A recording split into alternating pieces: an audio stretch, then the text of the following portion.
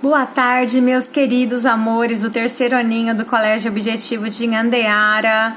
Como passaram? Eu espero que vocês estejam bem, tenham tido um ótimo final de semana, um excelente feriado, que tenham aproveitado, né, esses momentos aí em família, curtido bastante a mamãe, o papai, os irmãos, quem é que esteja aí com vocês neste momento. Bom, para dar prosseguimento aos nossos estudos, hoje nós vamos de um texto informativo. Eu vou explicar o que vocês deverão fazer, certo? Então, assim, para começar, e vocês já fizeram uma atividade também sobre isso, que é o Você Sabia? Então, lá na página 90, quero que vocês vão lá na página 90 para eu explicar para vocês. Nós temos ali um Você Sabia. Você sabia que alguns sapos mordem? A grande maioria das espécies dos sapos não mordem. Esses animais se defendem de várias formas. Se fingem de mortos, usam veneno ou tentam fugir. Mas alguns sapos podem morder sim, principalmente os sapos de chifre, de um gênero denominado Ceratophrys, popularmente chamado de sapo Pac-Man.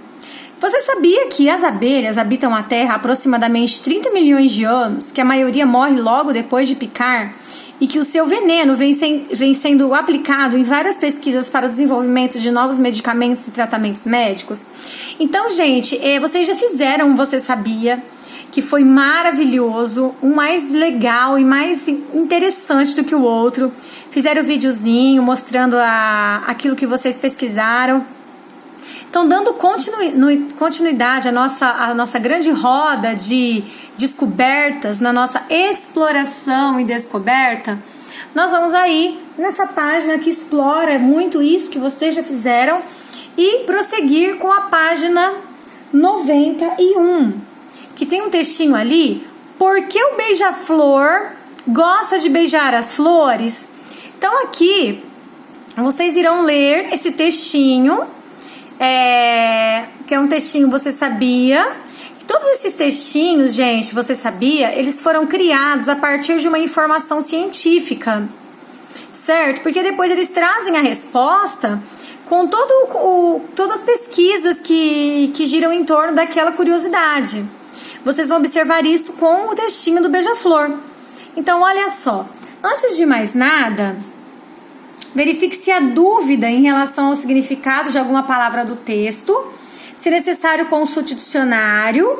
Esse procedimento é importante para que você compreenda todas as informações. Então, vocês vão ler o textinho, vão grifar se tiver palavras que vocês não conhecem, vão procurar no dicionário, como nós já aprendemos, que ela pela ordem alfabética. Aí depois nós vamos vir aqui para as atividades. Aqui no número 2, selecione uma informação do texto que seja curiosa. A que escolhemos está em destaque no quadro. Releia o texto. Releia o trecho. Então, essa daqui que está em destaque é que foi escolhida pelo pessoal que organiza o material. Mas aí você pode ter outra, né, informação e você pode achar outra coisa mais interessante. Aqui está perguntando para você qual você achou mais interessante para você selecionar. Agora você vai transformar essa informação numa pergunta curiosa, sem respondê-la, começando por Você Sabia. Então, por exemplo, olha lá. Aqui o texto fez um exemplo, ele grifou aqui, ó. Quer dizer, ao pé da letra, essas aves não beijam as flores, e sim sugam-nas para retirar o néctar, um líquido açucarado que está dentro delas. Para elas é um alimento importante. Então, isso aqui foi a informação selecionada, foi uma informação curiosa. Agora, veja como podemos transformar em um texto Você Sabia. Bem interessante. Você sabia que o beija-flor não beija a flor? Pronto! Temos aí uma pergunta bem interessante. Observe que as perguntas devem trazer sempre uma informação verdadeira. Portanto, precisam ser pesquisadas em fontes científicas. Agora é só acrescentar a informação que responde à pergunta feita.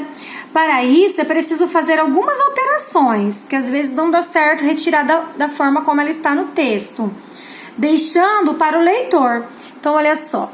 Essas aves não beijam as flores, e sim sugam-nas para retirar o néctar, um líquido açucarado que está dentro delas, um alimento muito importante. Então aí nós fizemos um Você Sabia.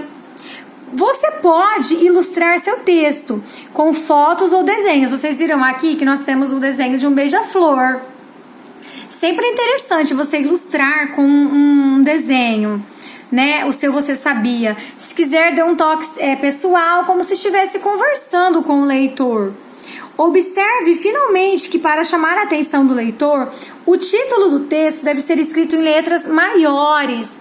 Olha só como o título ele está até mais escuro, em negrito, para ele chamar a atenção para o meu leitor ler a minha curiosidade.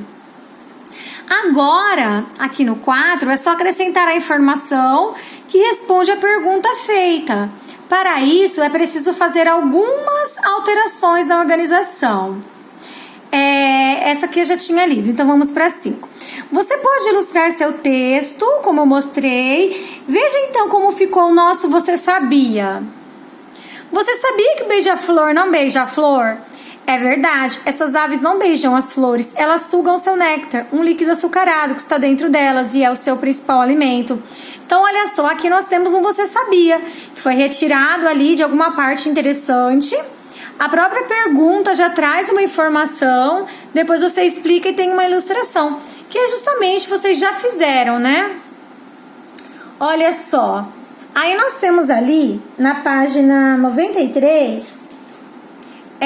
uma produção de texto, que vem também para vocês lerem aqui quantos dentes tinha um Tiranossauro Rex. A partir do texto Você Sabia, apresentado, né, que vocês viram do Beija-Flor, vocês vão criar um textinho aqui, certo? Vocês vão criar aqui nas linhas um Você Sabia. Lendo esse textinho agora, vocês vão criar um Você Sabia. Lembrem-se das orientações que foram dadas aqui. Aqui vocês tiveram orientações. Voltem aqui se vocês não lembrarem. Retirem uma informação. A própria pergunta tem que trazer informações. Então, olha só. O Tiranossauro Rex tinha cerca de 30 dentes na parte de cima da boca e 28 na parte de baixo. Eles eram grossos em forma de cone e variavam de tamanho, chegando a 30 centímetros. Isso é do tamanho da sua régua da escola. Pega uma régua, gente. Pega uma régua. Ela tem 30 centímetros. É o tamanho, né, do dente, que era o dente do Tiranossauro Rex. Imagina que ele tinha 30 dentes na parte de cima e 28 na parte de baixo, sendo o tamanho de uma régua. Imagina, gente, é muita coisa. Bom, também ele era gigantesco, né? Sempre que um dente do tiranossauro caía, nascia um novo no lugar. Com essa dentição poderosa, ele podia estraçalhar 200 quilos de carne em apenas uma mordida. Que poderoso! Então, essa informação foi retirada da revista Recreio, disponível em Recreio, que é uma revista incrível. Se vocês tiverem a oportunidade, qualquer hora, de ir lá na banca central, ou quem mora em outra cidade, comprar uma revista Recreio ou CHC, que é Ciência Hoje da Criança, é muito legal. Essa revista traz, para quem gosta de curiosidade, é muito legal. E tem carta do leitor, um monte de coisa que a gente estudou. Bom, gente, feito isso, feita a leitura dos quantos dentes tem o Tiranossauro Rex, vocês vão fazer a mesma coisa ali do textinho do Beija-Flor. Vocês vão retirar uma informação aqui, uma curiosidade legal, que já traz uma pergunta, na sua própria pergunta já traz uma informação, depois vocês vão responder. Igual foi feito aqui, ó. Você sabia que o beija-flor não beija flor? Aí você vai colocar assim: você sabia que o Tiranossauro Rex, nananana? Você sabia que os dentes do Tiranossauro Rex, nananana? Eu não vou falar, porque senão, né, eu tiro a possibilidade de vocês aí pensarem. Mas aqui é isso que vocês vão fazer, ok? E aí depois, lá na página 94... você terminou de fazer o seu textinho aqui, aí você vai revisá-lo. Olha aqui, é a hora de você revisar. Você tem que ver o seguinte: você escreveu o título no formato Você Sabia? Você aqui começou escrevendo, você sabia? Você fez isso? Se fez, ó, ok. Você reproduziu fielmente a informação escolhida no texto? Ou seja, você colocou do jeitinho que estava explicado no texto a informação? Se colocou, está ok. Você usou a linha até o final antes de continuar a escrever na linha de baixo? Aqui, ó, você usou a linha até o final para depois ir para a linha de baixo? Ou você escreveu um pouquinho e já mudou de linha? Não pode. Não é um poema? Um poema pode, mas não é poema. As palavras foram escritas corretamente? Seu professor vai auxiliá-lo nessa tarefa. Então, gente, se tiver alguma dúvida, dá uma olhadinha no dicionário, que a prof não tá aí nesse momento para auxiliá-lo, né? Esse auxílio será feito assim que retornarmos nas aulas presenciais.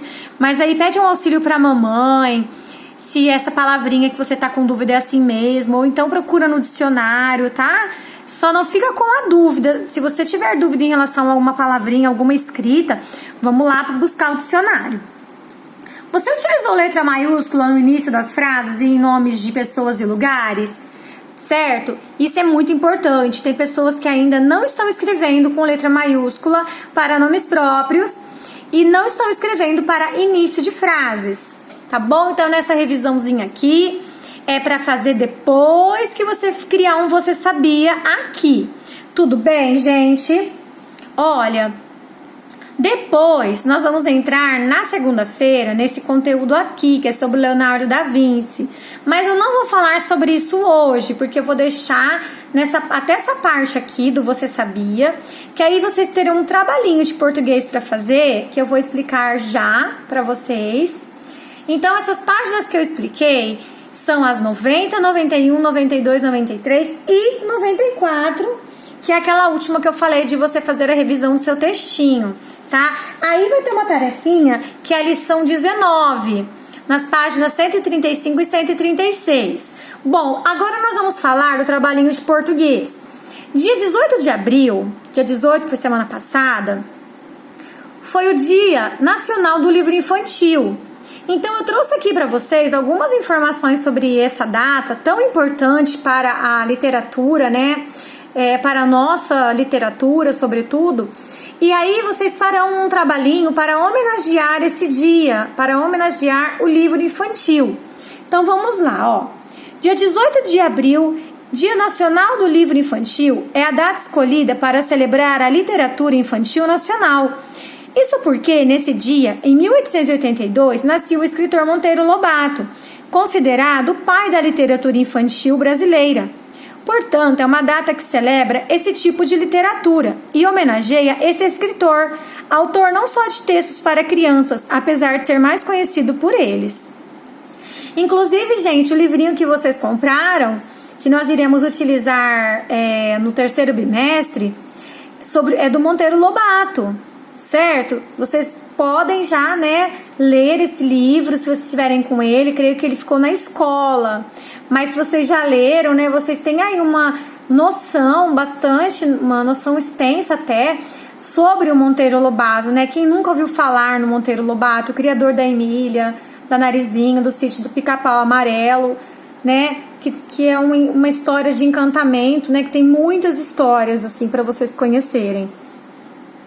Além dos livros do Monteiro Lobato, o público infantil e juvenil conta com outras grandes obras nacionais e internacionais para o seu entretenimento e, acima de tudo, para pensar sobre a realidade. Por exemplo, gente, literatura infantil ou juvenil, nós temos, assim, algumas muito lindas que não pode ficar sem ler, né? O Meu Pé de Laranja Lima, de José Mauro de Vasconcelos, Alice no País das Maravilhas, de Lewis Carroll, As Aventuras de Pinóquio, O Mágico de Oz, Viagem ao Centro da Terra, os clássicos dos Irmãos Grimm, entre muitos outros que tornam o nosso mundo mais alegre e colorido. Né? As histórias, elas nos dão possibilidade de viajar por caminhos infinitos, não é verdade? Então, gente, para homenagear esse dia do livro infantil, nós vamos trabalhar com uma história bem divertida. Chapeuzinho Amarelo. É de Chico Buarque. Trata-se de uma releitura da obra original da Chapeuzinho Vermelho, onde a cor traz toda uma simbologia e história. Então aqui, gente, como vocês podem observar, a Chapeuzinho Amarelo, ela usa um chapéu amarelo. E eu vou ler a historinha para vocês. Vocês vão ver que não é à toa que ela chama-se Chapeuzinho Amarelo. A cor escolhida por Chico Buarque, ela tem toda uma simbologia dentro da história. Olha só, era Chapeuzinho Amarelo, amarelada de medo. Tinha medo de tudo aquela Chapeuzinho. Já não ria, em festa não aparecia, não subia escada nem descia, não estava resfriada, mas tossia. Ouvia contos de fada e estremecia. Não brincava mais de nada, nem de amarelinha. Tinha medo de trovão, minhoca pra ela era cobra. E nunca apanhava sol porque tinha medo de sombra. Não ia pra fora pra não se sujar. Não tomava sopa pra não ensopar. Não tomava banho pra não descolar. Não falava nada pra não engasgar. Não ficava em pé com medo de cair. Então vivia parada, deitada, mas sem dormir, com medo de pesadelo. Era Chapeuzinho Amarelo. E de todos os medos que tinha, o medo mais que medonho era o medo do tal do lobo. Um lobo que nunca se via, que morava lá para longe, do outro lado da montanha, num buraco da Alemanha, cheio de teia de aranha, numa terra tão estranha, que vai ver que o tal do lobo nem existia. Mesmo assim, a Chapeuzinho tinha cada vez mais medo do medo do medo do medo de um dia encontrar um lobo. Um lobo que não existia. E Chapeuzinho Amarelo, de tanto pensar no lobo, de tanto sonhar com o lobo, de tanto esperar o lobo, um dia topou com ele, que era assim: carão de lobo, olhão de lobo, jeitão de lobo e principalmente um bocão tão grande que era capaz de comer 2 avós, um caçador, rei, princesa, 7 panelas de arroz e um chapéu de sobremesa. Mas o engraçado é que assim que encontrou o lobo, a Chapeuzinho Amarelo foi perdendo aquele medo. O medo do medo do medo do medo que tinha do lobo foi ficando só com um pouco de medo daquele lobo. Depois acabou o medo e ela ficou só com o lobo. O lobo ficou chateado de ver aquela menina olhando para a cara dele, só que sem o medo dele.